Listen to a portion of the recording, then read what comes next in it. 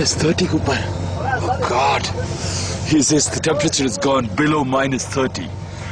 Both my toes are freezing. I'm very thankful to my director. I borrowed his Ugg boots and I put on some chemical warmers. But the best way to kind of get the circulation back, that's the solution. So I'm walking. It's a bit funny walking with a cup of tea and with some chemical inside your shoes. Proof of these extraordinarily cold temperatures abounds. The team woke up to several surprises. The water in the water bottle froze, along with the toothpaste. More serious was the impact on the equipment. The batteries for the camera wouldn't charge, and the lens was found frozen solid.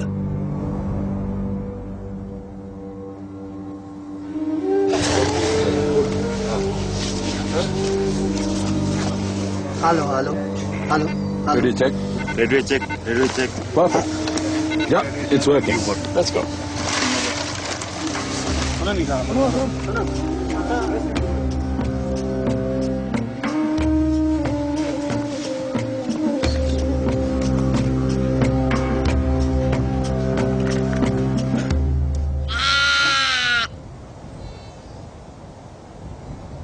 After a morning of regrouping and defrosting, the team sets out.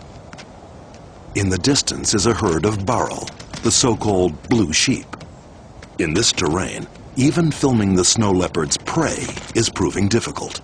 If we couldn't even get close enough to film the prey, how on earth are we going to film the predator?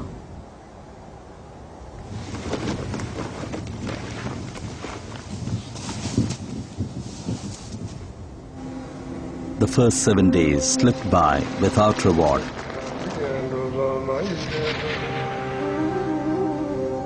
And despite the prayers of the monks, I was feeling less and less confident. I felt so near and yet so far.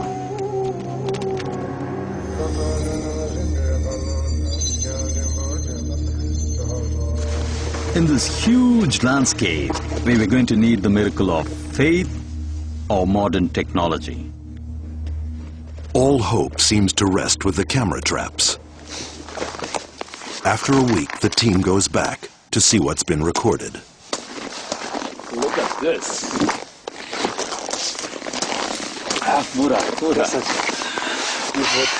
The cable where we laid it has literally frozen. We have to kind of break the ice open and pull the cable out. By some miracle, the frozen recorder is still working. But the moment is bittersweet. A few domestic sheep and goats, an occasional barrel in the distance, a passing group of nomads, and a solitary Himalayan fox. But no snow leopard.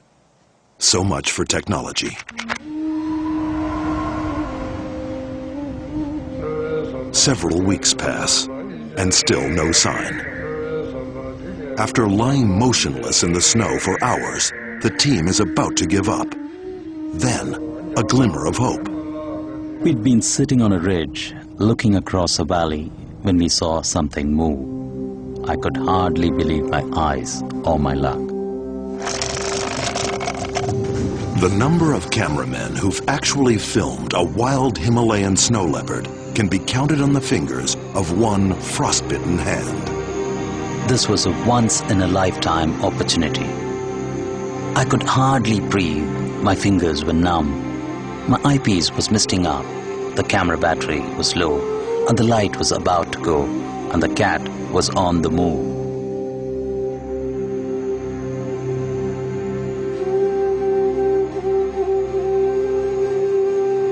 I waited for it till the evening. As the evening warm light hits it, the temperature cools the mountains, the air stabilizes, and he gets up and he walks majestically with such a long tail. I'd love to touch it and feel it.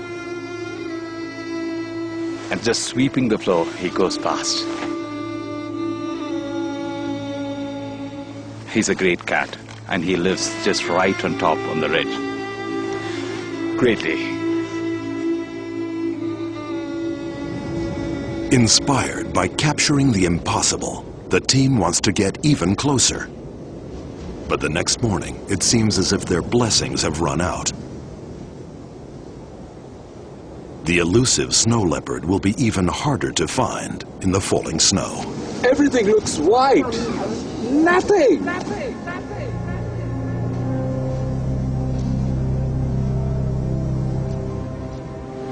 Despite the best laid plans, nothing is predictable in wildlife filmmaking. No one knows exactly what's hiding around the corner or what the next day will bring.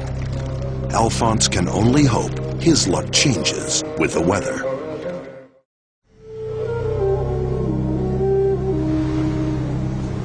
Hey, let me get. Yeah. When the weather clears, Alphonse Roy and his team of trackers continue their search for the elusive snow leopard in the Indian Himalayas. Huh?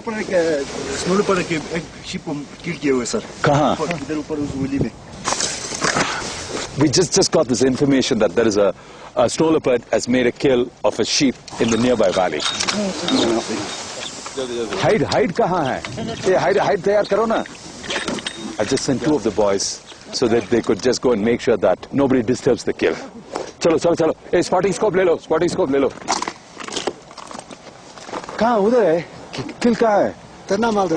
Upar hai? This shepherd has seen it, where exactly it happened.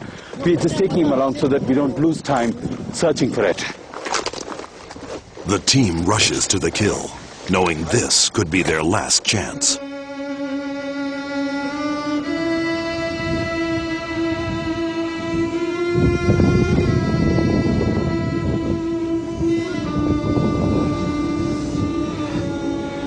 And there it sat, every wildlife cameraman's El Dorado. Below it, the half-eaten kill it would not abandon.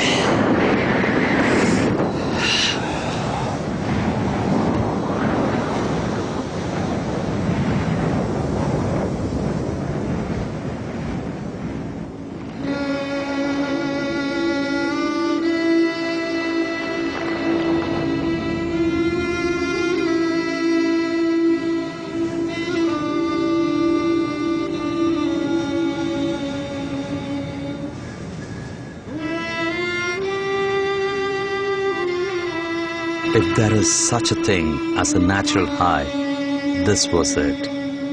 I felt literally on top of the world.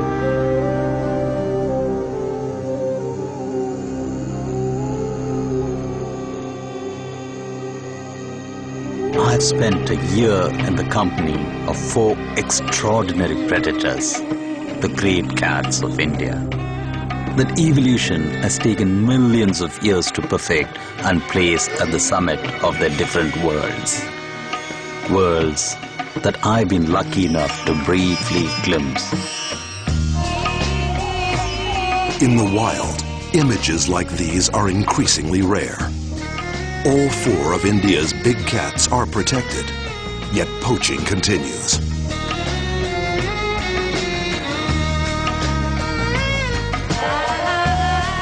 Natural habitat is a diminishing precious resource. As India's towns and villages expand outward, humans and animals have less space to share. The great cats maintain a tenuous hold on what's left of their former domains. Today, the very existence of these magnificent creatures is in peril. But conservation efforts are underway. India has set aside 27 reserves to protect the tiger's habitat. The Asiatic lion, once nearly extinct, is now regaining numbers inside the Gir Forest Reserve. India has launched a campaign to save the snow leopard, the first program of its kind in Central Asia. Today, the snow leopard roams across 29,000 square miles of protected land in the western Himalayas. Without the great cats of India, our world would be diminished. Continued conservation efforts will keep these majestic living treasures on the path to survival. On Mutual of Omaha's Wild Kingdom.